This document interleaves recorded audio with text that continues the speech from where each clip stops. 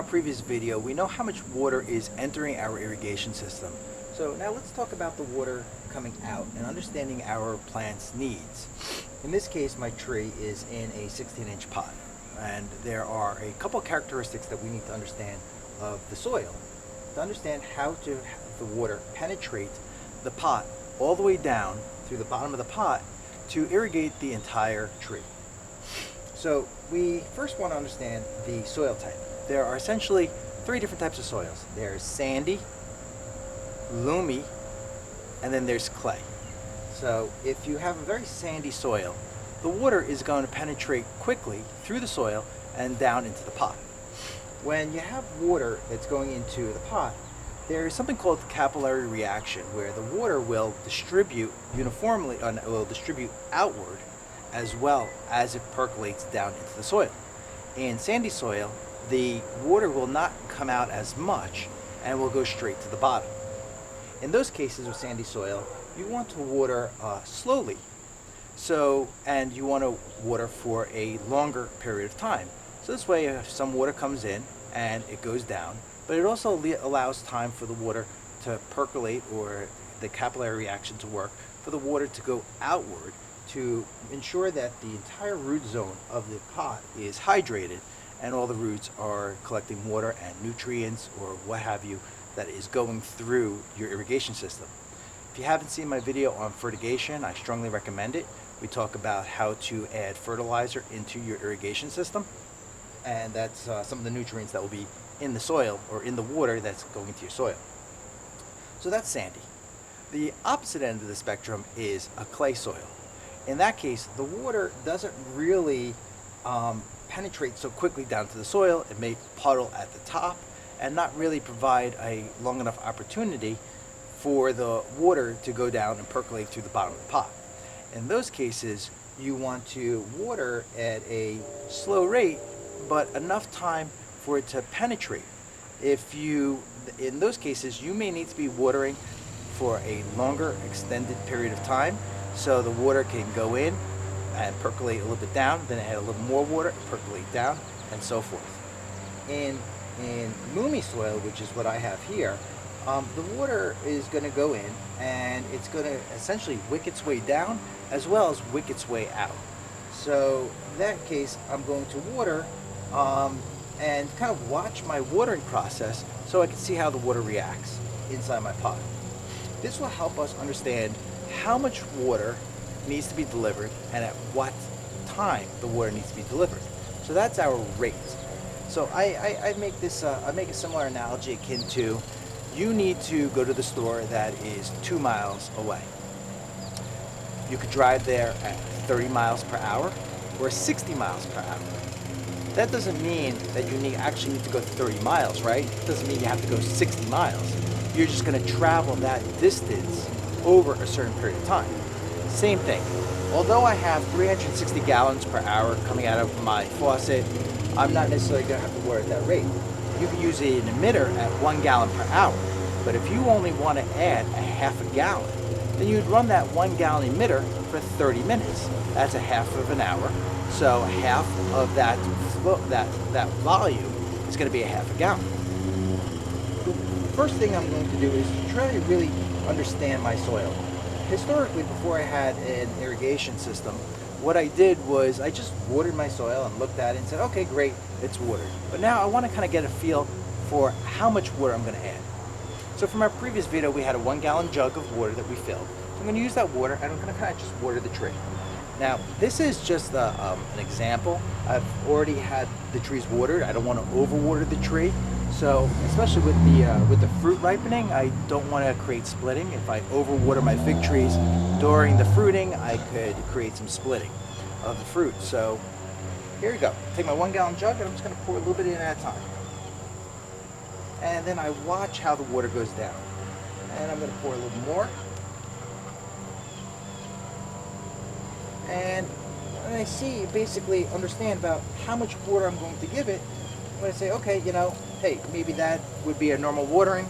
I look at my jug and I say, okay, I've used maybe an eighth of a gallon or a quarter of a gallon or what have you. So let's just say that's my water. That's let's just say for example purposes, that was 1/4 of a gallon. So I know that it needs about 1/4 of a gallon. Now I'm going to say, okay, well, how long do I need to do that for? Do I want to just dump 1/4 of a gallon right away and just go ahead and pour and, oh wow, that's 1/4 of a gallon? Or do I just want to do it a little bit at a time? And if I'm just doing it a little bit at a time, like especially if I have a sandy soil, so it gives time for the water to disperse, then I'm going to need a slower flow rate. This is important to understand what type of emitter you're going to be using. There are so many different types of emitters, and we're going to talk about that a little bit later when we talk about fixed emitters and variable emitters and compensating emitters. And essentially let's just touch upon that a little bit now. A fixed emitter is an emitter that is going to give you a slow drip based off of the volume. You really can't adjust that emitter. So if you have a 1 gallon per hour emitter, you could go ahead and put in 2 or 3 1-gallon emitters on a tube to circle your pot, and that will give you a more distribution, a better distribution of water for your root zone of your tree. In those cases, that may be acceptable, but you're going to start getting a little pricey when you want to get 3, 4, 5 emitters, and in my case, per plant. And in my case, if I'm going to set up 100 trees on an irrigation system, then I am looking at, if I'm going to use 3 emitters, that's 300 emitters. That's a lot of emitters. The other part of the process here is as the tree grows, it's going to need more water. Also, as your environment changes, you're going to need more or less water. If it's going to be a light rain, then you may not need as much water that day. If it's a really, really hot out, you're going to need a lot more water. And as the tree grows, of course, the roots are going to get bigger and you're going to need more water. If it's a small tree and you go ahead and water it too much, then the water's going to sit at the bottom, and then you have to start thinking about the bottom of the tree rotting or root rot that's going to be caused by the excess water that's in your pot or that's stored within your soil.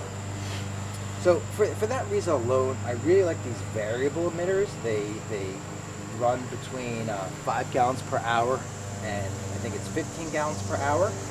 There are compensating emitters. That's if you're going to be using, let's say, a rain catch system or a well system where the volume of water is going to fluctuate a bit and the pressure is going to fluctuate a bit throughout a single watering.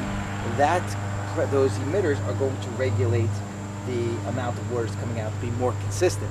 But again, those are fixed emitters. So that's why I like the variable emitter. It also, when it sprays, it'll spray outward and allowing a more uniform distribution. So that's why I have 1 emitter per pot. So that's kind of my example on emitters, and we kind of have an idea of the water that is going to be going into the system. Now, of course, with those fixed emitters, that's 1 gallon per hour. You could also alter the time, I guess. So if you're going to give it a half a gallon and you're going to run it for a half an hour, then instead, if you decide to change your mind and say, hey, I want to provide the tree 1 gallon, then you could run it for an hour. But I have 40 pots, more than 40 pots per irrigation system, per zone on my irrigation system. So the tree that I have to the right of me, it's a bigger pot, it's an older tree, it may need some more water. So I can adjust it on the zone itself, provide more water to this tree and less water to this tree. So that's another reason what made me lead to variable emitters. The downside to the variable emitters is they do provide a lot of water in a short period of time. So at 5 gallons per hour, if I want to run it, I want to wait for the water to percolate all the way down in a very sandy soil or a clay soil, then you're going to want to go ahead and then you're gonna run into challenges of the water. How do you control the volume of water coming out of here? It's 5 gallons per hour. Are you going to run it for 30 seconds, stop, run it for 30 seconds, stop, run it for 30 seconds? So with the variable, you also have that challenge. All right, guys, so let's go on to our next video. Thank you.